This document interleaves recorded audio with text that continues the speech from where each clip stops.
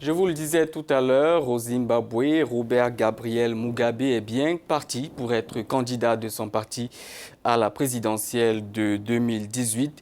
D'après des révélations faites hier par Ignatius Chombo, son secrétaire à l'administration, le vieux leader de 92 ans au pouvoir depuis 29 ans devrait être investi par son parti, la ZANU-PF, à l'occasion de sa conférence annuelle prévue cette semaine.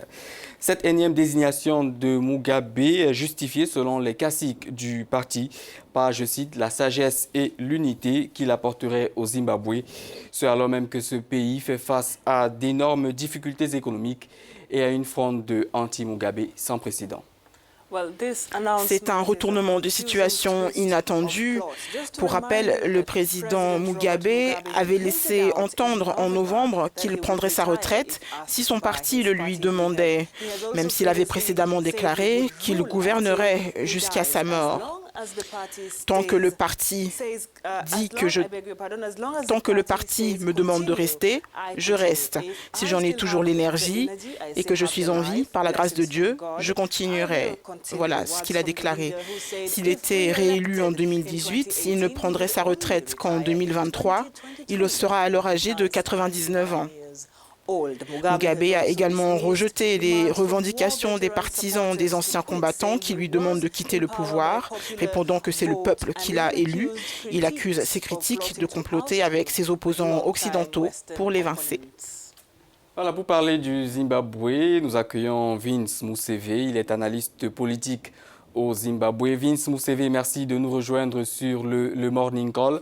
Alors, la ZANU-PF, le parti de Robert Mugabe, décide est sur le point de le désigner comme candidat à la présidentielle de 2018 sur la base, je cite, qu'il apporte sagesse et unité au Zimbabwe. Que pensez-vous de ces raisons?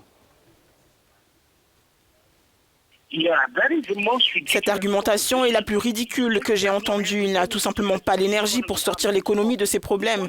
La seule raison pour laquelle le parti lui permettrait de rester, c'est parce que les personnes autour de lui ont peur de perdre une certaine reconnaissance et d'être exposées. Il n'y a aucun sens à voter pour une économie à 90% de chômage, une économie qui n'a pas de trésorerie, car ce sont là les résultats de l'action de Mugabe au cours des dernières années. Vous ne pouvez pas me dire que quelqu'un veut que cela continue. And you cannot tell me that anyone wants that to continue. Monsieur Musave, est-ce que c'est un moyen d'éviter les luttes de pouvoir au sein du parti? Le parti a un vice-président, il s'agit de Mnangagwa. Mais ce qu'il y a, c'est que nous voulons tous voter pour ce pays. Nous sommes fatigués de ces mêmes politiciens et nous voulons quelqu'un qui a une vision pour ce pays et nous allons contribuer à l'achèvement de cette vision. Alors, le président Robert Mugabe va s'adresser aux fidèles de son parti samedi. À quoi devrait-on s'attendre?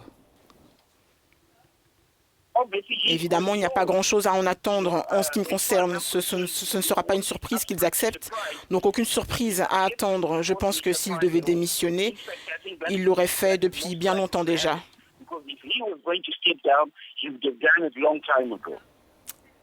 Voilà, c'était là une intervention de Vince Museve. Je rappelle qu'il est analyste politique au Zimbabwe. C'est un pays d'Afrique australe.